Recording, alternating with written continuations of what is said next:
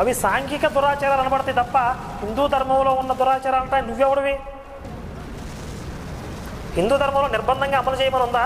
వాళ్ళిద్దరూ ప్రత్యేకమైన సందర్భాల్లో తీసుకున్న నిర్ణయాలు అవి. దానికి దీనికి ఏమిటి సంబంధం?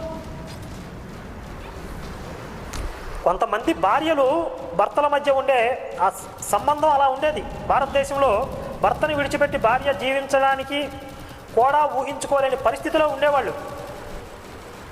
అలాంటి పరిస్థితిలో ఉన్న కొంతమంది స్త్రీలు స్వతహాగా భర్త లేని జీవితాన్ని ఊహించుకోలేక ఆత్మార్పణం చేసుకున్నారు.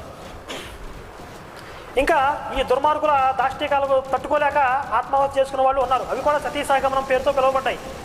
అది సతీసాగమనం గురించి హిందూ ధర్మంలో విజయప్రసాద్ రెడ్డి చేసిన ఆరోపణకి వివరణ.